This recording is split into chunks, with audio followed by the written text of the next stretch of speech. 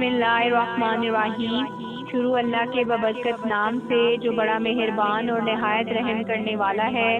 سننے اور دیکھنے والوں کو السلام علیکم۔ امید کرتی ہوں کہ آپ سب لوگ خیریت سے ہوں گے۔ آج کی اس ویڈیو میں نبی پاک صلی اللہ علیہ وآلہ وسلم اور ان کی خشیت الہی کے بارے میں بیان ہوگا۔ حالت نماز میں آپ صلی اللہ علیہ وآلہ وسلم کی کیفیت۔ نبی پاک صلی اللہ علیہ وآلہ وسلم نماز پڑھتے تو رونے کی وجہ سے آپ کے سینے میں ہڈیاں کے ابلنے جیسی آواز آتی۔ اللہ کے برگزیدہ بندوں کو بھی یہی احوال پیش آتے ہیں۔ ابن شہیر رضی اللہ تعالیٰ عنہ فرماتے ہیں کہ میں نے آپ کو دیکھا کہ آپ نماز پڑھ رہے ہیں اور رو رہے ہیں۔ آپ کے سینے سے رونے کی وجہ سے ایسی آواز آ رہی ہے جیسے چکی کے چلنے کی آواز آتی ہے، جیسے ہانڈی کے جوش مارنے کی آواز آتی ہے۔ ڈرنے والے دل کے لیے حضور صلی اللہ علیہ وآلہ وسلم کی دعا۔ آپ صلی اللہ علیہ وآلہ وسلم خوف خدا سے سسک سسک کر رو رہے تھے۔ بقا و خشیت کی صفات میں سے اعلیٰ ترین صفت ہے جو قلب خشع کا اثر ہے، جس کی آپ نے دعا فرمائی ہے اور قلب میں خشیت نہ ہونے سے پناہ مانگی ہے۔ چنانچہ آپ کی دعاؤں میں سے ہے، ترجمہ ہے اے اللہ خشیت والا دل عطا فرما۔ دوسری دعا ہے، ترجمہ ہے نہ ڈرنے والے دل سے پناہ مانگتا ہوں۔ حضرت ابراہیم علیہ السلام کی وراثت۔ آپ کا یہ رونا خوف اور جلال خداوندی کی وجہ سے تھا۔ علامہ مناوی نے لکھا ہے کہ یہ رونا آپ صلی اللہ علیہ وآلہ وسلم کو حضرت ابراہیم سے وراثت میں ملا تھا، کہ ان کے بارے میں منقول ہے کہ ان کے سینے سے رونے کے گھٹن کی ہانڈی کے جوش مارنے کے مثل جیسی آواز سنائی دیتی، جو ایک میل کی مسافت سے سنائی دیتی تھی۔ مولا علی قاری نے ذکر کیا ہے کہ آپ کو خدا نے کمال خوف و خشیت سے نوازا تھا۔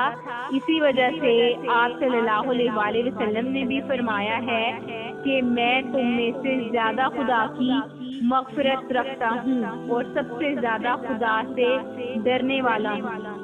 آپ صلی اللہ علیہ وآلہ وسلم نے فرمایا، جو میں جانتا ہوں اگر تم جان لو تو ہنسنا کم ہو جائے اور رونا زیادہ ہو جائے۔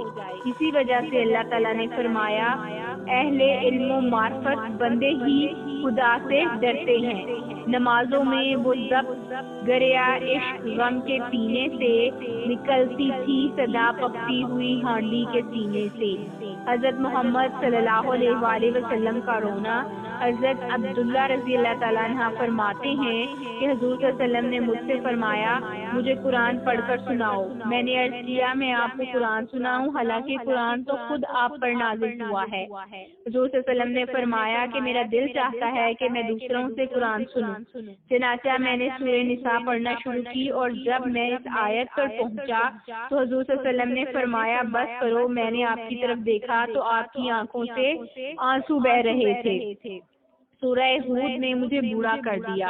حضرت ابو حنیفہ فرماتے ہیں کہ رسول صلی اللہ علیہ وسلم سے صحابہ نے عرض کی، یا رسول اللہ، آپ پر بڑھاپے کے آثار، کمزوری ظاہر ہونے لگی ہے۔ آپ نے فرمایا، مجھے سورہ ہود اور اس جیسی دوسری صورتوں نے جن میں اقوال قیامت اور عذابوں کا ذکر ہے بوڑھا کر دیا ہے۔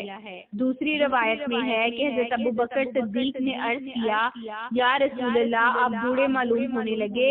آپ نے فرمایا، مجھے سورہ ہود اور سورہ واقعہ اور مرسلات نے بوڑھا کر دیا ہے، یعنی میں ان صورتوں کو پڑھ کر جن میں قیامت کا ذکر ہے بوڑھا ہو گیا ہوں۔ قیامت کے حالات معلوم ہونے پر اور یہ یقین ہونے پر کہ سخت دن میں ہم بھی موجود ہوں گے، معلوم نہیں اچھوں میں ہوں گے یا بروں میں ہوں گے، اور عرش کے سائے میں ہوں گے یا تپتی ہوئی زمین پر ہوں گے۔ جس قدر بھی رویا جائے کم ہے، اور جس قدر بھی اس دن میں اپنے کو کھلایا جائے کم ہے۔ بعض حضرات نے حضور اقدس کی خواب میں زیارت کی اور سوال کیا کہ سورہ ہود میں ایسی کیا بات ہے جس کی وجہ سے آپ بوڑھے ہو گئے ہیں؟ آپ نے فرمایا کہ اس صورت میں جو آیت ہے ترجمہ ہے جیسا تم کو حکم دیا اسی طرح مستقیم رہو۔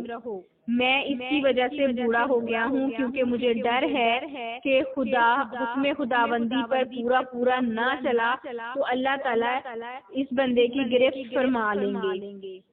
سبحان اللہ، اس سردار دو جہاں کا حال دیکھو جن کا اللہ تعالیٰ نے سب کچھ بخش دیا اور سب سے پہلے جنت کا دروازہ کھولیں گے اور جن کی وجہ سے ارب انسان جنت میں جائیں گے اور جنہوں نے مصیبتوں پر مصیبتیں سہ کر دین حق کو پھیلایا اور دنیا سے پورا اعراض کیا، وہ ڈر رہے ہیں کہ مجھ سے اللہ تعالیٰ کا پورا حق ادا نہیں ہوا، اور ہم ہیں کہ جنہیں گناہوں سے فرصت نہیں اور اعمال میں کھوٹ ہی کھوٹ بھرا ہے، تھوڑا بہت غلط الٹا سیدھا عمل کر کے اللہ تعالیٰ کے سامنے اجر و واجب سمجھ لیتے ہیں اور یہ نہیں دیکھتے کہ ہمارے عمل میں کتنی کھوٹ ہے اور کتنے لاتعداد گناہ ہم اپنے سر تھوپ رہے ہیں۔ اللہ تعالیٰ ہمیں ان گناہوں سے بچنے کی توفیق عطا فرمائے، آمین۔